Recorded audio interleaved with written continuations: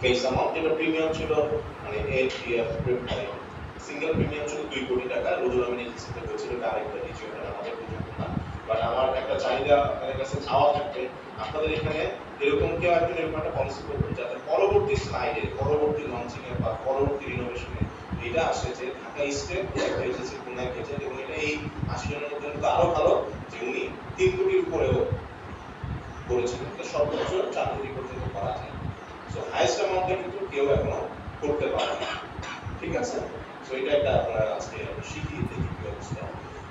এখানে কিছু র্যান্ডম কথা আছে, এগুলো আমাদের দরকার নেই, আমরা বেসিক তথ্যগত জায়গা থেকে তাত্ত্বিক কথা থেকে আমরা দেখতে থাকি। কাভারেজ কি কি একবারে সহজে যদি আমি বলি, স্যার আমার দিকে থাকেন, আমি আপনার এইটার একটা সোর্স দিয়ে দিব, আপনারা যে ছবি তুলতেছেন, আমি আমার সেশন শেষে আপনি স্যার কিছু কথা বলবেন, ওই পার্সন স্যার কিছু কথা বলবেন, তাদের আগে আমি একটা জিনিস আপনাদের দিয়ে দিব, যেটাতে আপনারা এই পুরো স্লাইডটা পেয়ে যাবেন।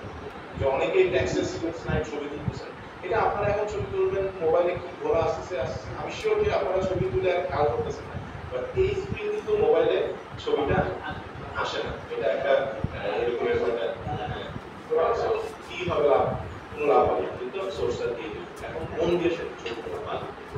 এইটাতে বেনিফিট কি, এটাতে একটা বেনিফিট হচ্ছে লাইফ কভারেজ, ছোট করে বেনিফিট থেকে ফিচার খুব অল্প, সহজে বলা যায়। লাইফ কভারেজ পাবো, অ্যাক্সিডেন্টাল কভারেজ পাবো, পিটিডি পাবো, পিপিডি পাবো, শেষ। একটা থোক টাকা রাখবো, সেটা এগেইনস্ট একটা ফেস অ্যামাউন্ট থাকবে, সেই ফেস অ্যামাউন্টটা আমার লাইফ কভারেজ থাকবে, সেই ফেস অ্যামাউন্টে আমার পার্মানেন্ট টোটাল ডিসেবিলিটি অথবা পার্শিয়ালের ক্ষেত্রে আমাদের পার্শিয়ালের চার্ট আছে, কোন পার্সেন্টে কত, সেটা এতটুকু। এখানে কোনো রাইডার অন্য আর অ্যাডিশনাল কোনো কিছু না, এই সিম্পল 2-5 কথায় প্রোডাক্ট শেষ করে ফেলা যাবে, এত সহজ প্রোডাক্ট। বুঝতে কি কোনো সমস্যা হলো? এবার আসি সংক্ষিপ্ত কিছু বেসিক তথ্য। 18 থেকে 60 বছর, এগুলো আবারও বলি, স্লাইড আপনাদের দিয়ে দিলে আপনারা আবার রিভিউ করেন, প্রচুর এজেন্সিতে চলে গেছে, আবার চলে যাবে, আপনারা রিভিউশন দিয়ে 5 বছর মেয়াদে করা যায়, আর কোনো মেয়াদ নেই। আমাদের অনেক প্রোডাক্ট 10 থেকে 20, 7 থেকে 20, অনেকগুলো টার্ম, এটাতে একটা টার্ম একবারে দেব। অ্যাক্সিডেন্টালদের ক্ষেত্রে অ্যাডিশনাল টাকা পাবে, আমি বলবো, এক্সাম্পল দেব, কোশ্চেন নিব, আমরা সমস্যা নেই। সো 5 বছর টার্ম, আর কোনো এখানে টার্ম নেই। Assurance only one term, 5 years, এর নিচেও নাই উপরেও নেই, এবং 5 ইয়ার্স থেকে আমাদের জন্য খুব পছন্দের টার্ম তো নাকি, কাস্টমাররা সবাই অনেক পলিসিতে আমরা বড় টার্মে যাই বা অফার করি, কাস্টমার দেখতেছি যে ছোট টার্মে আসতেই চায় না, মানে বড় টার্মে আসতেই চায় না। এবং এই যে যেমন ধরুন ডিপিএস কিন্তু আমি একটা এক্সাম্পল দিলাম, সেখানে দেখা যায় 7 বছরও বলছে না, 7 বছরও বেশি হয়ে যায়, এইটা তখন আমার একটা অপশন আছে। এখন আমরা যারা জানি না, তারা তো ওই 7 নিয়েই মারামারি করে ব্যর্থ হয়ে চলে আসছে। কিন্তু আমি এটা জানি যে স্যার আমার 5 বছরের একটা আছে, কিন্তু এটাতে একটু মাসে মাসে না, এটা তো সিঙ্গেল একবারে, ঠিক আছে? তো 5 বছরের টার্ম, সর্বনিম্ন কত দেওয়া যাবে? সর্বনিম্ন 2 লাখ টাকা, সর্বনিম্ন ফেস অ্যামাউন্ট হচ্ছে 3 লাখ, প্রিমিয়াম হচ্ছে 2 লাখ। ফেস অ্যামাউন্ট প্রিমিয়াম যা দিবেন তার 1.5 গুণ, প্রিমিয়াম আপনার যেটাই আনবে ফেস অ্যামাউন্টটা 1.5 গুণ থাকবে অলওয়েজ। সো আমার সর্বনিম্ন টাকা, কোন মানুষ যদি বলেন আমি 1 লাখ টাকা রাখতে চাই, তো 50 টাকা রাখতে চাই, সরি, এটা অনলি 2 লাখ না বা কাস্টমারের জন্য উনি 2 লাখ টাকা দিবেন, তার ফেস অ্যামাউন্ট হবে কত? উনি 20 লাখ টাকা দিবেন, তার ফেস অ্যামাউন্ট হবে কত? উনি 1 কোটি টাকা দিবেন, ফেস অ্যামাউন্ট কত? উনি 80 লাখ টাকা দিবেন, ফেস অ্যামাউন্ট সিম্পল। টাকা যা দিবে সেটা হচ্ছে প্রিমিয়াম, সিঙ্গেল একবারে, ফেস অ্যামাউন্ট হবে তার থেকে যাই দেবে। মিনিমাম লিমিট হচ্ছে 2 লাখ, ম্যাক্সিমাম লিমিট হচ্ছে 2 কোটি 66 লাখ, 4 কোটি হচ্ছে ফেস অ্যামাউন্ট, ফেস অ্যামাউন্ট 4 কোটি, প্রিমিয়াম হচ্ছে 2 কোটি 66 লাখ। ওইটাই আমাদের এখন কেউ করা যায়, যেটা করছে 2 কোটি, এর উপরে যেটা আছে সেটা এখন কেউ করতে পারে না, আমরা জানি না। সো এটা করলে আমার ফেস অ্যামাউন্ট হয় 4 কোটি, এই জিনিসটা লিমিট এখন একবারে দিয়ে দিবেন, তাহলে কি বুঝতে কোনো সমস্যা নেই। Rider no, load no, surrender একটা রুলস আছে, অপেক্ষা করার সময় নাই, যেহেতু এখানে সবই অ্যাক্সিডেন্টাল কভারেজ। সো সেই কোশ্চেন নিব আমরা, এখন কি কোশ্চেন আছে? মাঝে পেজে দেখবো পড়ানো হচ্ছে সেটার উপর আপনাদের বুঝতে বাকি আছে। আমি একটা প্রশ্ন করতে চাচ্ছি 5 বছর মেয়াদে সর্বনিম্ন ফিক্সড আমি 2 লাখ টাকা রাখলাম। 5 বছর পরে আমি কত রাখবো? ওটা তো আসছে, যেটা বলছি তাতে সমস্যা আছে, আসবে আসবে আমার পুরোটা শোনেন তারপরে পেয়ে যাবেন সব। এটা খুব সহজ প্রোডাক্ট। এই যে এই স্লাইডটা একটু ওয়েট করলে উত্তরটা পেয়ে যাবেন। দূরে থেকে যদিও আসবো, এটা সবার শেষে বলবো, এটা বলবো এটা যদি দেখেন আমাকে একটা স্ক্রিন দেখা যায় কিনা আবারও বলি, এটা আমি সোর্সটা দিয়ে দিব, আপনারা বুঝবেন। একটু জাস্ট রেটটা বলে দিই। রেটটা হচ্ছে ফার্স্ট ইয়ারে 9.09, সেকেন্ড ইয়ার থেকে ফাইনাল ইয়ার ফিফথ ইয়ার পর্যন্ত 6.89 এবং এটা ফিক্সড। এই প্রোডাক্টের সবচেয়ে বড় সেলিং পয়েন্ট হচ্ছে এই ম্যাচুরিটি ভ্যালুটা ফিক্সড গ্যারান্টেড। এর জন্যই এর নাম হচ্ছে অ্যাসুরেন্স, নামেই পরিচয়। আর অন্য কোনো ইন্স্যুরেন্সে এই অ্যাসুরেন্সটা নাই। অনলি এই একটা প্রোডাক্ট যেটাতে আমি কাস্টমারকে আজকে পলিসি করছি, আজকের ইস্যু ডেট, তার বয়স এবং কত টাকা দিচ্ছে, এই তিনটা ফিগার দিলে আমাকে বলে দিতে পারবে যে এই কাস্টমার 5 বছর পরে মেয়াদ করতে কত টাকা পাবে। এটা ফিক্স। এটা খুব দারুণ একটা জিনিস আমাদের কাস্টমারদের জন্য। আপনারা যদি ভালো সেল করতে পারেন, বলতে পারেন, এটা কিন্তু ওই লেভেলের জিনিস যেটা আমাদের কাস্টমাররা চায়। বেশিরভাগ ক্ষেত্রে ম্যাচুরিটি ভ্যালুটা একটু চায় যে আমরা আগে থেকেই বলেছি, এইটাতে এটা বলা যায়। এককালীন আসতেছে, কোম্পানির প্রেডিক্টেবিলিটি একটু বেটার, তারপরেও এখানে কিছু ফ্লাকচুয়েটিং হয়, কোম্পানি কিছু লস করতে পারে, বাট এটা কোম্পানি দায়িত্ব নিয়ে। এবং এটার একটা কথা আছে, কিন্তু খুব বেশি অ্যালাউ করে না কোম্পানি সেল করতে। হয়তো একটা এক্সপেকটেশন আছে, এই এক্সপেকটেশনের পরে কিন্তু সেল অফ করে দিবে। সো আপনারা যদি সেল করার মতো মন মানসিকতা এবং পজিটিভিটি থাকে এটা নিয়ে, শুরু থেকেই আমি বলবো যে আজকে থেকেই প্রসপেক্টিং শুরু করে না করে না আর করবো না, দেখবেন যে 1 বছর 6 মাস পরে এটা অফ করে দিবে হতে পারে। সো আবারও বলি, কাস্টমার আজকে পলিসি করলে আপনি বলে দিতে পারবেন যে 9.09 এবং 6.89 হারে কত টাকা তার 5 বছর পরে মেয়াদ করতে। এইটার একটা ক্যালকুলেটর এজেন্সিতে দেওয়া হবে, একটা ক্যালকুলেটর দেওয়া হবে, যে ক্যালকুলেটরে আপনি issue date, date of birth আর কত টাকা প্রিমিয়াম দিলেন ওটা এন্ট্রি করলে ও বলে দিবে যে আপনার ন্যাশনাল গেল এত। আর যদি এজেন্সি ডেটা না পান বা এজেন্সিতে যদি সমস্যা হয়, 16344 ফোন দিয়ে এক্সটেনশন 2 তে নক দিলে যিনি ফোন করেন তার কাছে ওই সাপোর্টটা থাকবে যে স্যার আমরা পলিসি করছি বা ম্যাডাম আমি পলিসি করছি, এইটা মানে এই টাকা এই ডেট অফ বার্থ এই ইস্যু ডেটে কত টাকা ম্যাচুর করবে তারা বলে দিতে পারবে। বাট এজেন্সিতে বলে আপনার এজেন্সি দেখবে। বোঝা গেল? যেমন ধরুন আমি যদি এখানে একটা কাস্টমারের কথা বলি, এখানে 40 বছর বয়সের একটা কাস্টমার যদি 10 লাখ টাকা রাখে, 12 বছর মানে বলে লাগে 12,66,000 টাকা পাবে হচ্ছে 5 বছর শেষে। এরকম একটা আইডিয়া এখানে আছে। সো এটা আপনার কাস্টমারের সাথে কথা বলতে আমার মনে হয় যে ওই জায়গাটাই বেশি পাবেন, ঠিক কি না? এখানে আরেকটা সুন্দর জিনিস আপনাদের জানা থাকার প্রয়োজন আছে, এটা সুন্দর এবং প্রয়োজনীয়। একটা হচ্ছে এখানে আমার যে ফেস অ্যামাউন্ট আসতেছে, ফেস অ্যামাউন্ট আসলে তো আমরা জানি যে আমাদের ফেস অ্যামাউন্টের সাথে আন্ডাররাইটিং রিকোয়ারমেন্টের একটা ভালোবাসা আছে। তো এটা একটা লাইফ পলিসি হিসেবে কিন্তু কাউন্ট হবে। সো এটা আন্ডাররাইটিং এর ক্ষেত্রে লাইফ পলিসিতে যেভাবে আন্ডাররাইটিং রিকোয়ারমেন্ট থাকে সেটা কিন্তু সেভাবে কাউন্ট হবে। আর এটার সিস্টেমটা একটু আলাদা, একটু জেনে রাখবেন যে যেমন ধরেন আমার পলিসি যদি হয়, এখানে যেটাতে এক্সাম্পল দিয়েছি আমি সেটাই বলি, 3 লাখ টাকা যদি আমার ফেস অ্যামাউন্ট হয় আর 2 লাখ যদি প্রিমিয়াম হয়, সো এই দুইটার যে গ্যাপটা আছে সেটা হচ্ছে মেডিকেল রিকোয়ারমেন্টে কাউন্ট করবে। বুঝা গেছে? আচ্ছা, তার মানে আমি যদি ধরেন 20 লাখ টাকা একটা প্রিমিয়াম আনি, আমার ফেস অ্যামাউন্ট কত হবে? 30 লাখ। তাহলে 30 লাখ আর 20 লাখের পার্থক্য যে 10 লাখ, এইটা হচ্ছে আমার মেডিকেল রিকোয়ারমেন্ট হিসেবে মানে কভারেজ অ্যামাউন্ট হিসেবে পড়বে। তখন আমি আমার প্রিভিয়াস পলিসি যদি থাকে তার সাথে এটা যোগ করে ওইভাবে রিকোয়ারমেন্টগুলো দিব। থেকে বুঝছি কেউ আসেন বুঝি নাই। এখন কেউ যদি ওরকম করেন যে 20 লাখ টাকার পলিসি দিয়েছে 30 লাখ টাকার উপরে ধরেই রিকোয়ারমেন্ট ধরতেছে, তাহলে কিন্তু রিকোয়ারমেন্ট অনেক বেড়ে গেল। সো আন্ডাররাইটিং বলেছে যে ওই প্রিমিয়াম এবং ফেস অ্যামাউন্টের পার্থক্যটা ধরে রিকোয়ারমেন্টটা ক্যালকুলেট করতে হবে। ফুল ফেস অ্যামাউন্ট এটা সহজ হয়েছে না কঠিন হয়েছে? এটা করাতে আমাদের রিকোয়ারমেন্টটা কিন্তু একটু কম্পারেটিভলি কম আসবে, ভালো হবে। এবার আসি এমপি ক্রেডিট, এটা যেহেতু একবারে নিয়ে আসতেছি, সো সো এটা যেটা কোম্পানি করবে 5 বছরের জন্য একবারে টাকা আনতেছি। সো এএনপি মানে কি? এনরোল প্রিমিয়াম, বার্ষিক প্রিমিয়াম। সো কোম্পানি 5 বছরের টাকাটাকে বছরে কনভার্ট করবে। 5 বছরের জন্য টোটাল যেটা আসছে সেটাকে 5 দিয়ে ভাগ দিলেই তো 1 বছরের। সো এই 1 বছরের টাকা আপনার প্রোডাকশনে কাউন্ট করবে।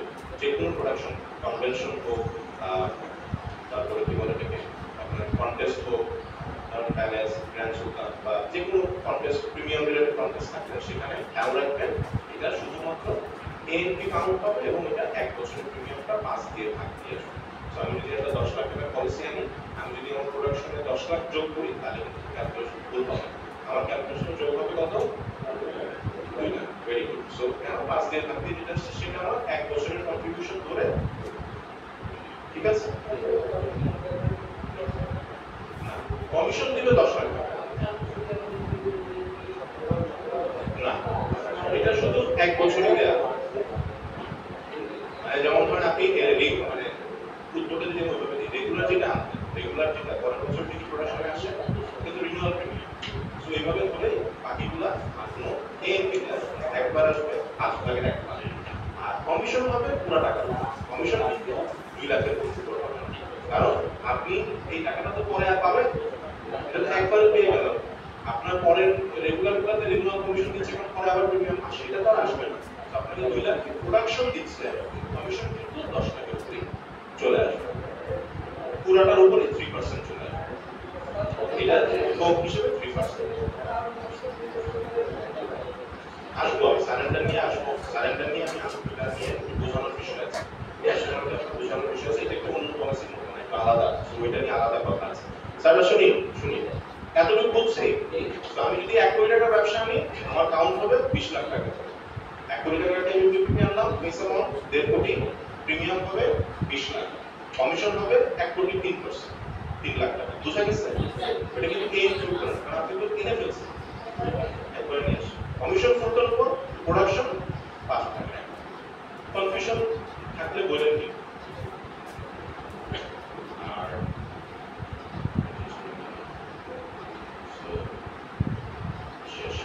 এবার আমি সারেন্ডারে আসবো, সারেন্ডারে ট্যাক্সটাতে আসবো। ট্যাক্সের বিষয়টা একটু কাজ আছে। এইটা ওই যে ফেস অ্যামাউন্টের 10% এটা ইস্যু আছে। তবে আমাদের একটা সুবিধাও আছে, আপনারা জানেন কিনা, ব্যাংকের এফডিআর বা ফিক্সড ডিপোজিটে কিন্তু কোনো ট্যাক্স রিবেট নাই। আমাদের এটাতে কিন্তু আছে, যেহেতু এটা ইন্স্যুরেন্সের হিসেবে রেজিস্ট্রেশন নিবন্ধন। কিন্তু একটা রুলস হচ্ছে, আমার সাপোজ একটা 10 লাখ টাকার প্রিমিয়াম যদি আমি আনি, আমার ফেস অ্যামাউন্ট কত? 15 লাখ। 15 লাখ টাকার 10% কত? 1.5 লাখ। আমি কিন্তু ট্যাক্স রিবেটে 1.5 লাখ দেখাতে পারবো, 10 লাখ না। এটা কিন্তু খেয়াল রাখতে হবে। কারণ আবারও যদি কোনো কাস্টমার 10 লাখ দেখায়, সেটা তার দায়িত্ব। তো আপনি বলবেন না যে স্যার আপনি 10 লাখের উপরে রিবেট পাবেন, কারণ আমার ফেস অ্যামাউন্টের উপরে ইন্স্যুরেন্স ল বলে দিয়েছে 10% উপরে যেতে পারবে না। সো 1.5 লাখের 10%, সরি মানে 15 লাখের 10%, 1.5 লাখের উপরে আমি ট্যাক্স রিবেট পাবো। এটা কি বুঝতে পেরেছি? সবাই ক্লিয়ার? আমার খেয়াল রাখবেন, একটা হচ্ছে পেইড প্রিমিয়াম। এখন পেইড প্রিমিয়ামটা কি হয়েছে, আমি তো 5 বছরটা একবারে দিচ্ছি। এটা সরকার শুরুতে এইরকম ভাবে জিনিসটা ছিল না। আমরা তো ফিক্সড ডিপোজিট পরে গেছি, দুই একটা কোম্পানিতে আগে ছিল। তো ওইখানে সরকার দেখেছে এটা একটা বড় ফাঁকির জায়গা হয়ে যায় এবং এখানে অনেক বড় উল্টা পাল্টাও হয়ে যায়। কিরকম খেয়াল করে দেখেন, এক্সাম্পল দিই, আমরা ট্যাক্স তো দেই, এখন ইনকাম করছি, ট্যাক্স দিচ্ছি। কিছু কাস্টমারের দেখা গেছে ইনকাম করে ট্যাক্স দিল। সো একটা ধরেন একটা লোক 15 বছর ধরে জব করতেছে, 20 বছর ধরে জব করতেছে, তার একটা দোকান মনে চলতে পারবে নাকি? 10 লাখ টাকা একটা ফি এফডিআর করার মতো টাকা জমবে 15 বছরে, যদি মোটামুটি কোনো একটা প্রফেশনে থাকে। এখন 10 লাখ টাকা এফডিআর করলে 10 লাখ টাকার 50% যদি রিবেট দেয়, তাহলে রিবেট কত হয়? 1.5 লাখ টাকা। অনেক ক্ষেত্রে দেখা গেছে ওই কাস্টমারের ইয়ারলি ট্যাক্সই আসে না 1.5 লাখ। আমি বুঝাতে পারলাম? মানে তার ট্যাক্সই আসে নাই 1.5 লাখ, কিন্তু রিবেট হয়ে গেছে 1.5 লাখ, উল্টা জিরো হয়ে গেছে। এইটা তখন তারা ফাইন্ড আউট করেছে, এনবিআর করে ফাইন্ড আউট করেছে। ওরা তখন বুঝছিলেন এইটাতে একটু ঝামেলা আছে। এফডিআর এ ট্যাক্স রিবেট তো ব্যাংকে নাই, সো ওনারা এটা এই ইস্যু তো ব্যাংকে ধরা পড়ে। আমাদের এখানে মানে ইন্স্যুরেন্স যখন দিছে এটা, তখন তারা এই রুলসটা 10% এর বেস অ্যামাউন্টে ইনক্লুড তারা কি বুঝতে পেরেছে? আজকে যদি আমি একটা কোক টাকা দিয়ে তার পুরো 50% যদি নিয়ে নেই, রিবেটের হিসাবে তো উল্টাপাল্টা হয়ে যাবে। সরকারকে তো ট্যাক্সও পাইতে হবে। তুমি বুঝাতে পারো না? কিন্তু সুবিধা হচ্ছে যে অন্য জায়গায় কোক টাকাটা রাখলে কোনো লাভ নাই, আমার এখানে রাখলে এই মিনিমাম লেভেলের লাভটা হলো। যেমন আজকে যদি আমি ব্যাংকে 10 লাখ ফিক্সড ডিপোজিট রাখি, জিরো ট্যাক্স। কিন্তু আমার ইন্স্যুরেন্সে রাখলে 1.5 লাখ টাকা 15% 22,500 টাকা কিন্তু রিবেট পাবো। 22,500 টাকাও কিন্তু খারাপ না। আমি বোঝাতে পারছি সেলিং পয়েন্টে থেকে। ক্লিয়ার? সারেন্ডারের যে জায়গাটা, এটার রুলসটা কি অন্যরকম।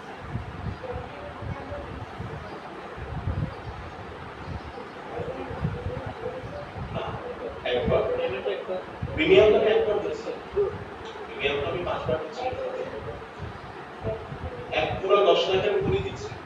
10 লাখের ক্যালকুলেশনে 15 লাখ ফেস অ্যামাউন্ট তার 10% ওইভাবে দিয়ে দিচ্ছি। কিন্তু ইমপ্যাক্টটা মানে ট্যাক্স মানে কি, রিবেট মানে কি, একটা ইনভেস্টমেন্ট ইয়ারলি সরকারের মানে অনুমোদিত খাতায় ঢুকতে হবে। এটা তো অনুমোদিত খাতে একবারই ঢুকতেছে, জীবন বীমার খাতে একবারই ঢুকতেছে, 5 বার ঢুকে না। সো সঞ্চয়পত্র যেরকম আপনি সঞ্চয়পত্র তো পরের বছর আর পাবেন না, ওই একবার 5 বছরের সঞ্চয়পত্র কিন্তু একবারই কিনছেন, ওই একবারই রিবেট, এরপর আর নাই। ঠিক আছে? সারেন্ডারের ইস্যুটা একটু বলি, মন দিয়ে শুনবেন। অন্যান্য পলিসির সাথে এর পার্থক্য আছে, এটা একবারে চলে আসছে। এই পলিসিটা যখন আসে, কোম্পানি যেটা করে এখানে কস্ট অফ ইন্স্যুরেন্স সিওআই যেটা বলে, প্লাস আর অ্যাডমিনিস্ট্রেশন চার্জ, এক্সপেন্স, আমাদের কমিশন, সব কিছু মিলিয়ে কস্টিং এর যে জায়গাটা, এটা নিয়ে 5 বছরের একটা ফ্লো ক্যালকুলেশন করে দেয়। সো সেটা হচ্ছে এখনকার এই অ্যাসুরেন্স 2.1 এ 9%। সো আমি যদি একটা 10 লাখ টাকার করি এমএলবি অ্যাসুরেন্স মানি, শুরুতেই কিন্তু কোম্পানি এখানে 90,000 টাকা কেটে ফেলবে। বোঝা গেছে? 9%। 2 লাখ টাকা হলে 2 লাখ টাকা নেয় কিছু কত হয় 18,000 টাকা। ওইভাবে 5 লাখ টাকা হলে 45,000 টাকা। এই টাকাটা এই খাতে পাবো আগেই মাইনাস হবে।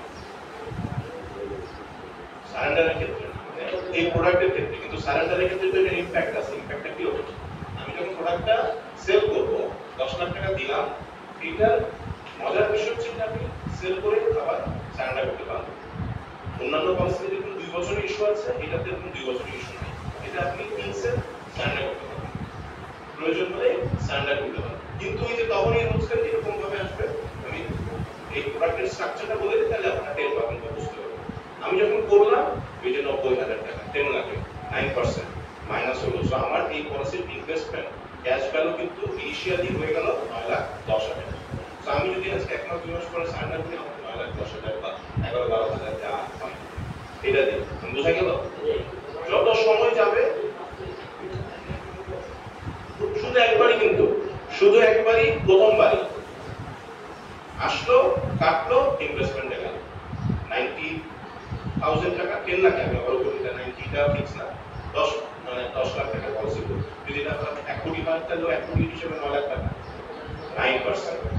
এই টাকাটা চলে যাবে খরচের টাকা। এরপরে 9,10,000 ইনভেস্টমেন্ট হবে, এইটা থেকে রিটার্ন আস্তে আস্তে আসতে থাকবে এবং সে ওই 1 বছর পরে তখন ওইভাবে ক্যাশ ফ্লোটা 9,10,000 থেকে জেনারেট করবে। তো দেখা গেছে 2 বছর পরে গিয়ে মোটামুটি সমানে চলে আসে বা তার উপরে যায়। আর এর আগে হলে লস হবে, কিন্তু ওই যে সারেন্ডার করা যাবে না, একদম জিরো, ওই রুলস থাকে। আমি আজকে করে 2 মাস পরে বন্ধ করতে পারবো, কিন্তু ওই যে 9,10,000 যেটা আমার হয়ে গেছে ক্যাশ ফ্লো, সেটার উপরে কিছু একটা হালকা কম বেশি পাবো। এটা হচ্ছে আইডিয়াল উপরে। কারণ আমরা যদি আমি যেটা আমি আবারও বলি যে মোটামুটি আপনি চিন্তা করলেন 9% তো 80-70,000 টাকা 1 বছর পরে, তো দেখা যাবে 1 বছর শেষে 90,000 টাকা চলে যাবে। এরপরে আরেকটা, তো আপনি 2 বছর শেষ হলে বলাটা ইজি। এর আগে দেখা যাবে 1 বছর 7 মাসে, 1 বছর 8-9 মাসের দিকে হবে।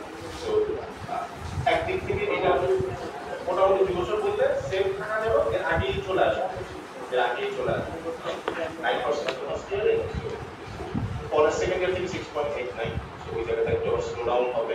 সো আমার 2 বছর পরে বলাটাই ভালো। তারপরেও আপনি ওইভাবে একটা স্পেসিফিক টাইম বলাটা তো সবসময় রিস্কি। এক্সপেন্সে চলে গেল।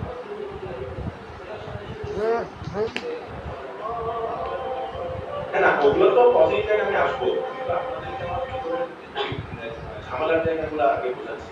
এটা কি বুঝতে পারছি? তার মানে আমার একটা পলিসি, এটার সুবিধা হচ্ছে প্রয়োজনে সান্ডা করা যাবে। 2 বছর ওয়েটিং পিরিয়ড বলে কিছু নাই। ইনভেস্ট করলাম, লাগলো, কিন্তু এই যে শুরুতে টাকাটা চলে যাবে, এটা পুরো 5 বছরের টাকা কেটে ফেলবে একসাথে। এরপরে ওই বাকি টাকার উপর ইনভেস্টমেন্ট রিটার্ন আসতে থাকবে। আপনার প্রথম বছর 9.09, সেকেন্ড বছর 26.89। খুব সুন্দর। এবং আপনার মোটামুটি আপনারা যদি ব্যাংকের এফডিআর এর সাথে তুলনা করেন, ফিগারটা আপনি খুব বেশি গ্যাপ পাবেন, ভালোই পাবেন। কারণ এটা এক্সট্রা যেটা আছে আমার লাইফ কভারেজে থাকলো, অ্যাক্সিডেন্টাল কভারেজে আছে। এবার কভারেজগুলো সান্ডারটা বুঝছি স্যাররা, প্রোডাক্টের সিস্টেমটা বুঝছি তো। সান্ডার যেতে স্যার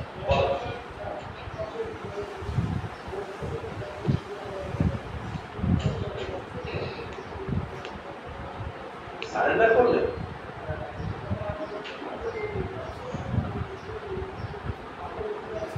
ওইটা তো ফ্রি লোক পিরিয়ড, ওইটা ক্যান্সেল, পলিসি যদি বাতিল করে, এটা দুই বিষয়। হ্যাঁ, ফ্রি লোক 30 দিন ফ্রি লোক পিরিয়ড আছে এখানে, 45 দিন এটাতে। 30 দিনের মধ্যে যদি ক্যান্সেল করে, সেই ক্ষেত্রে টাকা আপনার ওই যে বলে ক্যান্সেলেশন রিটার্ন, ওখানে কমিশন থাকবে, কমিশন ফেরত দেবে স্যার। কাভারেজগুলো কাগজে আজকে ধরেন 5 লাখ টাকা এফডিআর করা হলো, কতদিনের মধ্যে সারেন্ডার করলে কোনো টাকা কাটবে না? না, ওইটা আপনি যে কোনো কারণে মারা গেলে ন্যাচারালি 10 লাখ টাকা পাবেন, ঠিক আছে, অথবা অ্যাকাউন্ট ভ্যালু যেটা বেশি, যেমন আমার 4 বছর সময় মারা, সরি ভুল বলছি, 10 লাখ টাকা ফেস অ্যামাউন্ট কত? 15 লাখ টাকা পাবে, দেড় গুণ পাবে। সো এই 15 লাখ টাকা পাবে ন্যাচারালি মারা গেলে। আর যদি অ্যাক্সিডেন্টে মারা যায়, 15 লাখের সাথে আরো 15 লাখ অ্যাডিশনাল পাবে। ডাবল বলা থাকে না, অ্যাডিশনাল, কারণ ওগুলো দরকার। হ্যাঁ, একই তো, তারপরেও ডাবলের ওয়ার্ডটা খুব দুঃখজনক ওয়ার্ড, কারণ ডাবল মানে হচ্ছে 2 দিন পরে বলবে যে আপনি লাভ ডাবল বলছেন। অ্যাডিশনাল বললে ওই প্যাচটা লাগে না। হ্যাঁ, ভুল বোঝাবুঝি হয়ে যায় যে আপনি তো বলছিলেন 15 লাখ টাকা, 10 লাখ টাকা, 20 লাখ টাকা হবে, কেন? আপনি তো বলছিলেন ডাবল হবে, কিন্তু ডাবল তো বলছিলেন আপনি মারা গেলেন। সো ডাবল ওয়ার্ডটা না ইউজ করে যদি আপনি সরাসরি 30 বলেন, সমস্যা নেই, বা অ্যাডিশনাল বলেন, সমস্যা নেই, ঠিক আছে। সো 10 লাখ টাকা বলছি, 15 লাখ টাকা ফেস অ্যামাউন্ট, ন্যাচারাল দিতে 15 লাখ, অ্যাক্সিডেন্টাল দিতে 15 প্লাস 15, আর যদি ডিসকাউন্ট করাবেন মানে ডিসেবিলিটি পার্সিয়াল টোটাল হলে ওই 15 লাখ টাকা পাবে। আংশিক হলে যে আংশিক পার্সেন্টেজ হচ্ছে না, ন্যাচুরালি 66 বলেই দিচ্ছে, ওইটাই আসবে, ওইটাই হবে। ওইটা হলো প্রসেসিং এর জন্য 300 টাকা, আর ওই যে উৎসের পর যেটা সেটা কাটবে, এটা তো ম্যাচুরিটি ভ্যালু। কিন্তু আমি যখন প্রসেস করব, এটার জন্য একটা সার্ভিস চার্জ দিবে, আর হচ্ছে যে লাভটা আছে তার উপরে 7.5% ট্যাক্স রিটার্ন থাকে, কাস্টমারের 3 সার্টিফিকেট থাকে, সেটা দিবে। ওটা তো ম্যাচুরিটিতে আমার সব পলিসিতে ম্যাচুরিটিতে যে এটা হচ্ছে লাভের ফিগার তো, কিন্তু লাভ যখন দিবে সব ক্ষেত্রে আমার ওই উৎসের পর দিতে হবে। এটা বলছেন তো ওনার কোশ্চেন, যেটা সুন্দর একটা কোশ্চেন, যে স্যার 12,66 পাবে।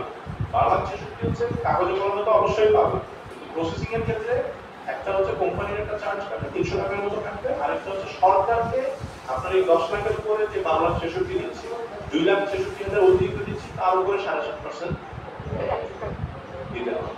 তাহলে আর কি বলবো, না না 7.5%, আমরা তো 5%, 7.5%। স্যার আর কি বলবো, যদি রিটার্ন না থাকে তাহলে 10%। আরেকটা প্রশ্ন হচ্ছে, যখন মেয়াদ পূর্তি হবে, টাকাটা যখন আপনি পাবেন, তখন রিলিজ ভাউচার দিবেন। তার আরেকটা প্রশ্ন করবো,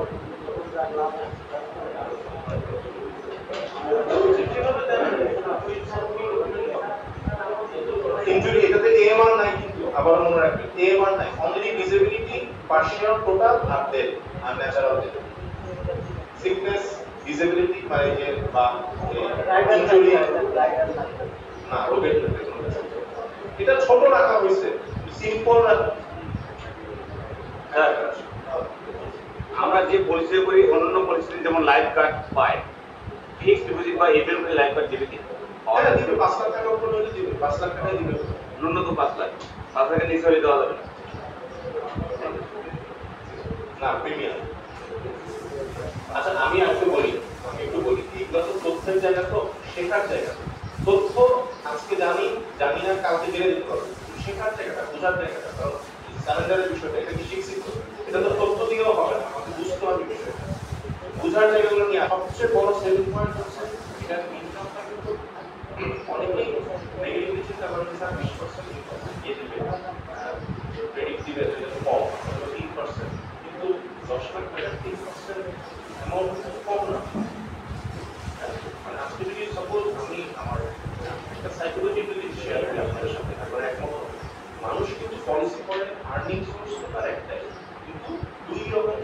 থট প্রসেস। একটা হচ্ছে এমন একটা ইনভেস্টমেন্ট যেটা আমার মান্থলি এক্সপেন্সের সাথে কানেক্টেড, আরেকটা হচ্ছে ইনভেস্টমেন্ট যেটা আমার খুব জমার সাথে কানেক্টেড, সেভিংস এর সাথে। বুঝতে পারলাম পয়েন্টটা?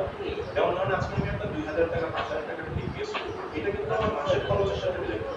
মাসে বাসা ভাড়া এত, খাওয়া খরচ এত, স্কুলের বেতন এত, যাতায়াত এত, এর মধ্যে 5000 টাকা আমি পারবো না মাসে মাসে দিতে। আমি আপনার 5 লাখ টাকা খরচ করবো, সেটা কিন্তু এই মাসে মাসে দিয়ে হবে না, সেটা হচ্ছে জমা, সেভিংস আলাদা, মান্থলি খরচের বাইরে। সো এই দুইটা সাইকোলজিতে আমার এফডিআরটা কিন্তু ওই যে সেভিংস সাইকোলজিতে কিন্তু ভালো মিট করবে। আমরা অনেক সময় মনে করি যে মাসে মাসে করাটা সহজ বলাটা, বাট আপনি মোটামুটি একটা লোক 5-10 বছর কাজ করলে একটা থোক জমে যায়, অ্যাটলিস্ট 2 লাখ টাকা রাখার মতো জমে যাবে, এর থেকে উপরেও পাবে। আমি আপনাদের রিকোয়েস্ট করব, যদি ভালো কাস্টমার, নতুন কারো কাস্টমার কাছে যান, প্রথম অফারটা এটা করবেন। কেন জানেন? এটার একটা সাইকোলজি আছে। আমি যদি মাসে মাসে করি, আজকে আমার ইন্স্যুরেন্স বাবদ 5,000 টাকা কাটলো, পরের মাসে কাটলো, তারপরের মাসে কাটলো, তার মানে আমার মাথার মধ্যে কিন্তু এটা আছেই। কিন্তু ফিক্সড ডিপোজিট যেটা করবো, এটা কিন্তু মাথা থেকে নাই। কারণ আমি আজকে করার পর আগামী 5 বছর এটার কোনো আয় ব্যয় নেই। কিন্তু মাসে মাসে যেটা করবো, আমি আজকে করলাম, 6 মাস পরে যদি বলি স্যার একটা ফিক্সড ডিপোজিট রেখে দেন, ভালো হবে। আপনারা তো ইন্স্যুরেন্সের প্রিমিয়ামটা দিচ্ছি, আর কত, এখন না পরে। কিন্তু যদি আগে অফার করেন ওইটা, 6 মাস পরে গিয়ে বলেন স্যার একটা তো মাসে মাসে বাচ্চার পড়াশোনার জন্য একটা প্ল্যান করা দরকার, কি করা যায়, কি ভালো, তখন কি হবে, যে 6 মাসে যেটা দিছে ওইটা কিন্তু তার মাথার মধ্যে, আমি মাসে এত ইনকাম করি, এত খরচ করি, এই 5,000 টাকা এই লোকটা অফার দিচ্ছে, এটা দিতে গেলে পারবো না, এই চিন্তাটা আপনার ওইভাবে আসবে না যেভাবে আপনি এফডিআর এর ক্ষেত্রে আসবে। বোঝাতে পারলাম স্যার? কারণ ওইটা আগে করে ফেলছে, এবং ওইটা করছে পূর্বের কোনো জমা থেকে। আগে এফডিআর অফার করবেন, পরে ডিপিএস বা লাইফলাইন বা জিপিপি অফার করবেন, দেখবেন যে পলিসি সেলিং এর ক্ষেত্রে ভালো আসবে। আর এইটা সবচেয়ে বড় মনে হচ্ছে, আমরা অনেকেই ভাবি যে কমিশন কম, এই কম। আজকে আমি একটা ধরেন, আজকে কুরবানি ঈদ আসছে, সামনে যারা মুসলিম ধর্মের যারা আছে, পূজা বা বিভিন্ন খরচের কিছু, বা বিয়ে করবেন, বা মেয়ের বিয়ে, ছেলের বিয়ে, খরচ আছে না তো। আমি যদি আজকে 30,000 টাকা ইনকাম করতে চাই, এটা ডিপিএস দিয়ে কত টাকা আনতে হবে, বা কয়টা ডিপিএস আনতে হবে, বুঝাতে পারছি? একটা 30,000 টাকা ইনকাম করতে গেলে আমার মোটামুটি প্রচুর, কিন্তু সেটা মাসে মাসে করা, ইনকাম করা মানুষের কাছ থেকে আনাটা কিন্তু কঠিন। কিন্তু আপনি যদি একটা লোককে থোক অফার করেন যে স্যার আমাদের একটা সুন্দর এরকম হলো, এরকম হতো, তো স্যার আপনার সাজেশন নিয়ে কিন্তু আমরা আমার কোম্পানির সাথে কথা বলছি, এবং এই আপনাদের মতো গুরুত্বপূর্ণ কাস্টমারদের সাজেশনে কিন্তু আমার কোম্পানি একটা পলিসি এরকম এনেছে, স্যার এটা আপনি না দিলে তো হয় না, আপনি এটা সবচেয়ে বড় দাবিদার, কারণ আপনার দাবির উপরে এটা সেলসের মতো করে করুন। তো কি এইটা নেই। সো একটা 10 লাখ টাকা, যদি বললাম 10 লাখ টাকা মানে হচ্ছে, যদি আমি কথার কথা 10 বছরের একটা ডিপিএস ধরি, 10 বছরের ডিপিএস ধরলে মাসে কত টাকা পলিসি? মাসে আপনার মানে 12 লাখ টাকা ফেস অ্যামাউন্ট কিরকম আসে? 1,20,000 হলে 12 লাখ টাকা ফেস অ্যামাউন্ট আসে। 1,20,000 মানে হচ্ছে মাসে 10,000। তাহলে দেখেন, মাসে 10 দিলে বছরে 1,20,000, 10 বছরে 12 লাখ টাকা। সো 12 লাখ টাকা